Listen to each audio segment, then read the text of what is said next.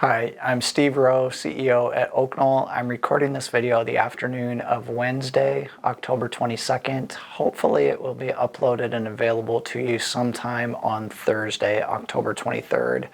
I want to thank Retha Haas and Taylor Wheeler for providing the updates the last 2 weeks. I'm going to start with a very brief COVID update. It's very brief because we don't have any COVID cases to tell you about. So nothing that we are aware of within independent living, and I know for sure that we don't have any COVID cases within assisted living or nursing care. So that's good. I'd like to provide a quick reminder about our current practice when there is a COVID positive person.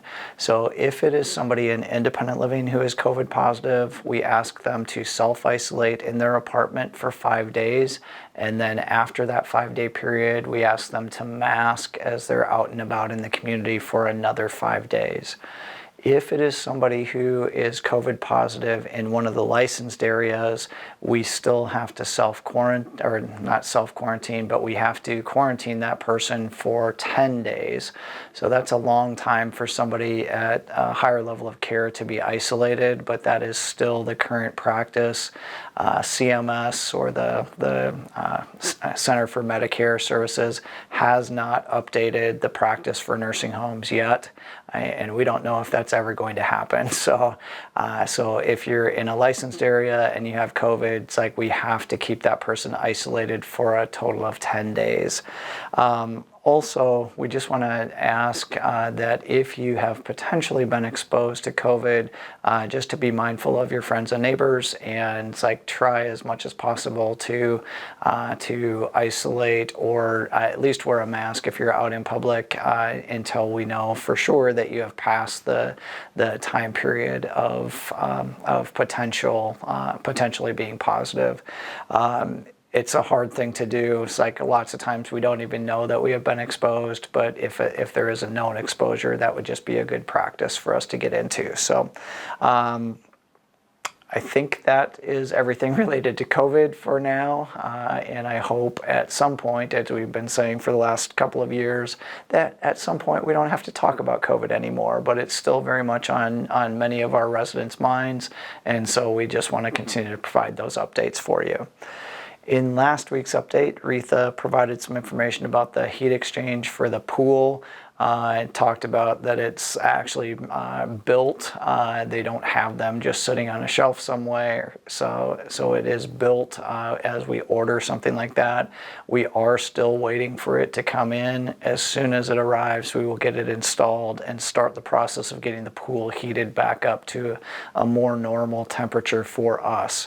It is slightly below the normal temperature for one of the city pools, so it's like it might still be too uncomfortable to get into, but just a reminder that the spa is open and that is at its normal temperature. So if you just absolutely need to get in some water, you can at least get in the hot tub or the spa in the swimming pool area until we get the regular pool back up to a more comfortable temperature for you. I hear about that almost every day as well at home. My wife has become a pretty regular user of our pool. She really likes it, and I have to tell her almost every day that no, it still hasn't come in. So it's like it's very much top of mind. Retha also talked a little bit about the retaining wall. We are expecting that they will start their work in mid-November. They're going through the permitting process with the city and the engineering process, but they have communicated to us that they intend to start in mid-November with that. And the person who is kind of the lead person at Country Landscape, he has indicated that it'd probably be a 5-week process to tear out the existing wall and rebuild the new wall. So hopefully right about Christmas time we should have a new retaining wall for all of us to enjoy, and it's like and certainly into next spring that we can utilize the courtyard differently than we were able to this year. And the screen porch project at the north end of the central building, it's like the construction work is done. We are just waiting for the person who has the awning, which goes over the top of it, to come back and get that installed. He is aware that it's ready for that, and we're told that we're on his list. and it's just one person who around the Iowa City area who does that type of work. And as soon as we can get him here, it's like we'll get a roof over the top of the screen porch again. Hopefully that will be yet during weather that you can still enjoy before it gets too cold to be outside. So again, very much top of mind to finish off that project, and we hope to get that done very shortly. I want to provide a quick update on the work that we've been doing related to the possible expansion of the East Campus with the land acquisition and trying to figure out what we will do there. I think I have communicated this to everybody, but in case you don't know, we have a purchase agreement with the developers who bought the ACT campus. That purchase agreement gives us a close date of sometime in April of 2026.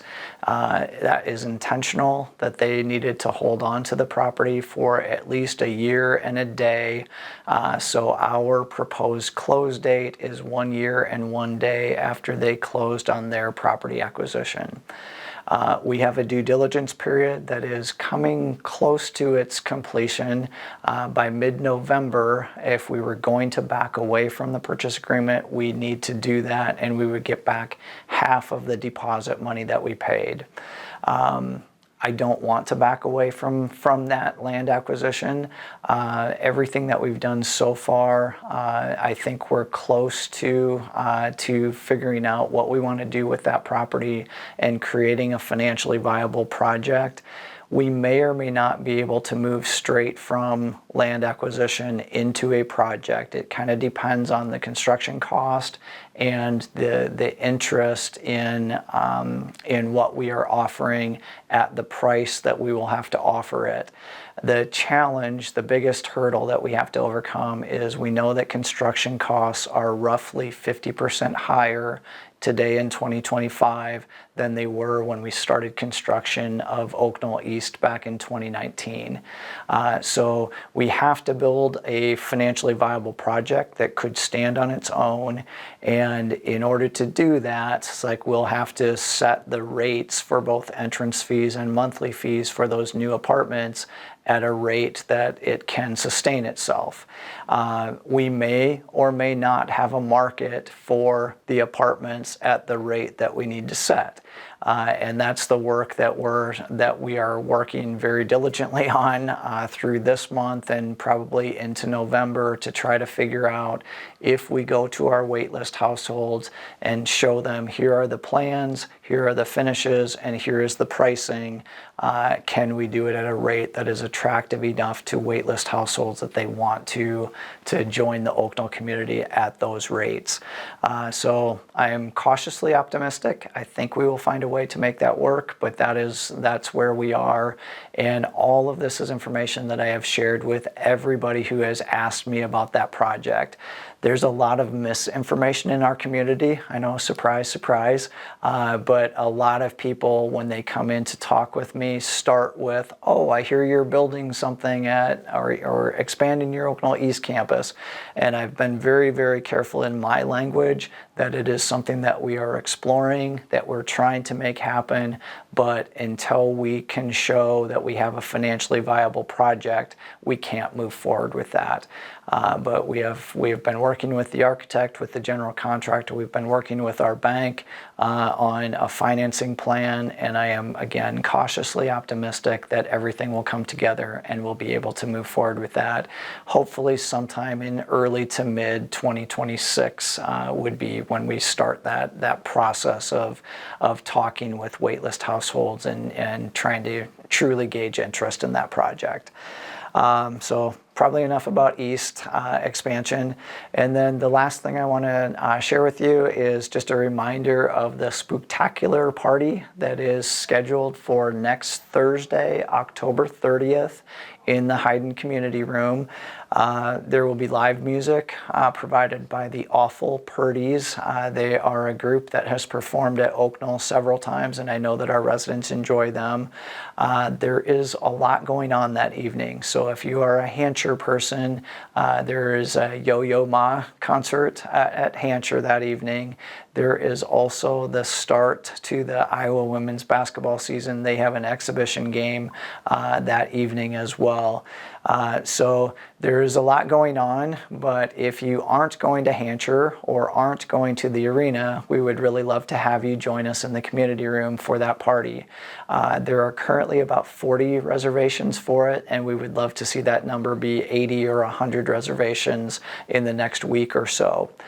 If one of the things that is holding you back from signing up is you don't feel like you have a costume, we are going to have a costume shop for you.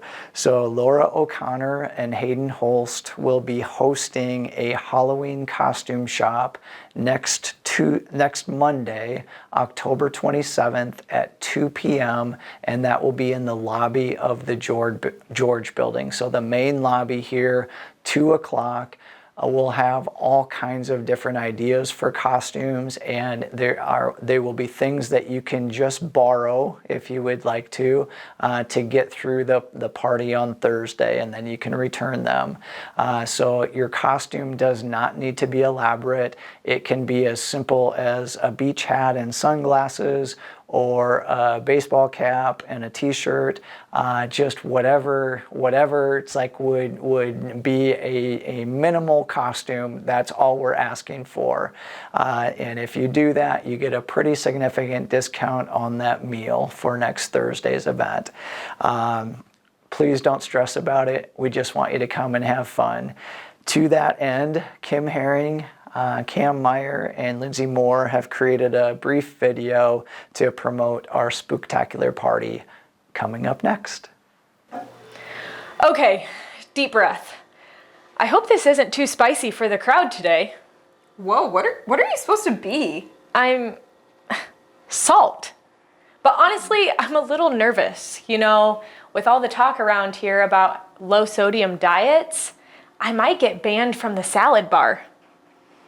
You're brave. Bold choice. Seasoned even. Seasoned veteran right here. What about you? No costume? Nah, I didn't have anything at home and didn't think it was really worth the effort. You mean you're skipping the discount? If you dress up, you get money off your meal. Wait, seriously? Okay, think fast. Well, if you're salt, then I'll be pepper. Yes! Now we're a matching set. Together, we're unstoppable. Unless someone's on a bland diet. Perfect. Salt and pepper, ready to spice up the Halloween party. Come join us for a wickedly good time on Thursday, October 30th from 5:30 to 7:30 in the Hayden Room. There will be live music from the Awful Purdies, spooky drinks and dinner, and of course, dancing. Please RSVP to Haley at extension 6747 by Monday, October 27th at noon. And to catch a ride on the bus from Oaknoll East or 1UP, please call Margaret at extension 3009. See you there! If you can handle the flavor.